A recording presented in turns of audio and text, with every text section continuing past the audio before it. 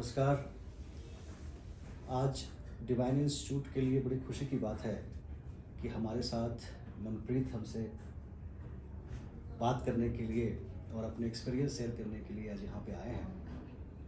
मनप्रीत की जर्नी बहुत ज़्यादा आसान नहीं रही है।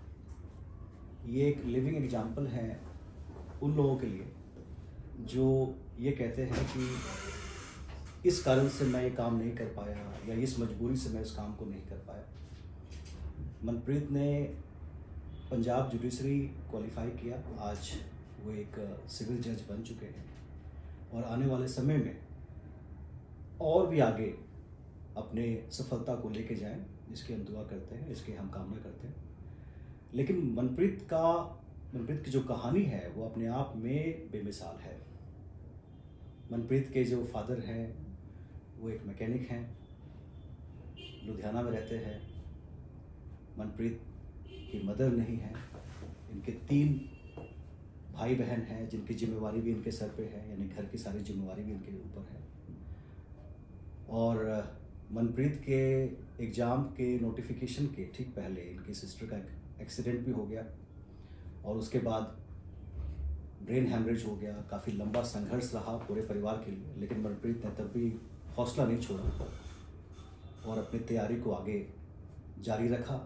इन सभी मुसीबतों को दरकिरार करके आज वो एक ऐसे मुकाम पे पहुंच चुकी हैं जिसका सपना ज़्यादातर लॉ के स्टूडेंट्स देखते हैं। मनप्रीत, सबसे पहले तो बहुत बहुत स्वागत है आपका। Thank you sir. तो मनप्रीत, ये बताइए कि कब, किस स्तर पे, किस स्टेज पे आपने ये सोचा कि आपको जज बनना है या जुडिशरी की तैयारी करनी है? सर, जब मैं लॉ कर रही थी, ड्यूरिंग द लॉ मैंने ये डिसाइड किया था कि मुझे जुडिशरी की तैयारी करनी है। जी जी। तो उस दौरान फिर मैंने लॉ करते हुए आपने ये सोच लिया था कि मैंने प्रैक्टिस नहीं करनी, मैं जुडिशरी की तरफ जाना है। Yes sir. जी। तो लॉ के दौरान आपने क्या करना शुरू किया, ऐसा क्या शुरू किया जिससे आपको लगा कि नहीं, अब मैं इस चीज़ों को करके अपनी प्रिपरेशन की तरफ और आगे बढ़ूँगी? ड्यूरिंग देन मैंने अपनी प्रॉपर्ली जितने भी, मैंने पहले सारा जुडिशरी का चेक किया, अपना सिलेबस पूरा देखा होगा। सिलेबस चेक किया। देन मैंने स्टार्ट किया प्रॉपर्ली कि ठीक है, ये सारे सब्जेक्ट्स हैं और ऐसे करके एग्ज़ाम आता है। जी। तो मेरे टीचर्स ने मुझे बहुत गाइड किया। टीचर्स ने भी बहुत गाइड किया।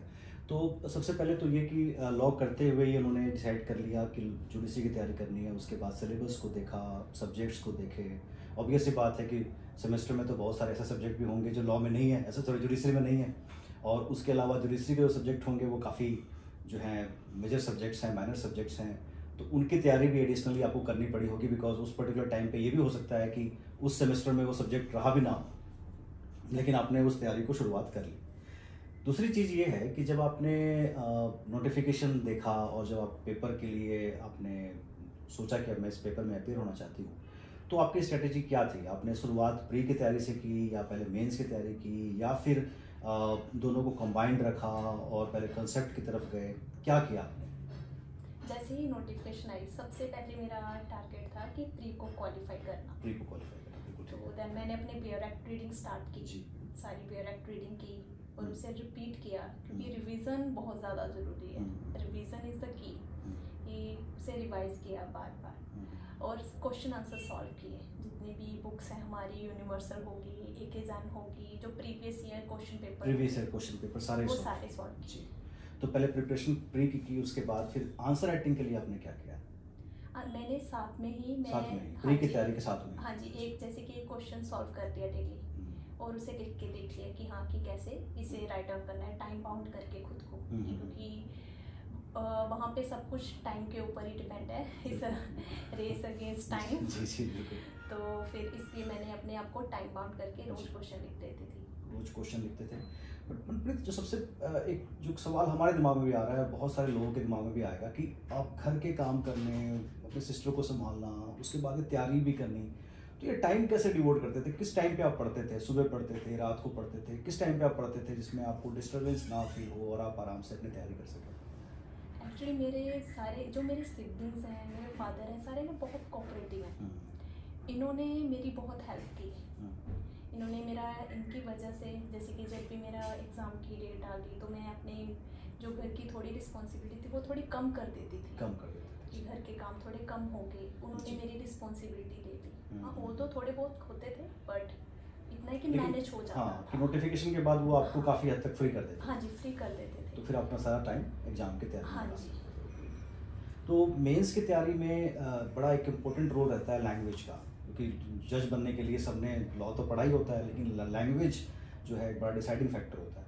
उसकी तैयारी के लिए आपकी स्ट्रेटेजी क्या थी, कैसे किया आपने उसको तैयार, उसकी तैयारी हम शुरुआत से ही करें तो अच्छा रहेगा या फिर एक पर्टिकुलर स्टेज पे करें तो रहेगा, क्या लगता है आपको?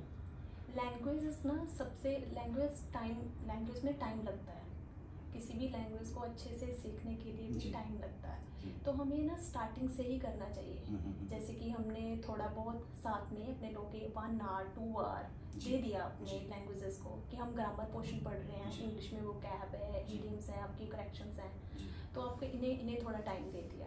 और पंजाबी में पोइट्रीज हैं, है ना, हमारा मुहावरे, अखान, ये सारी चीज़ें हमें थोड़ा थोड़ा करके डेली इन्हें टाइम देते गए, जी। इन सारी चीज़ों तो को। लैंग्वेज में लिखने की प्रैक्टिस भी की आपने, कैसे किया उसको? हाँ जी, मैंने पूरी, मतलब कि जो भी मैं करती थी ना, मैं लिख के करती थी लैंग्वेज में।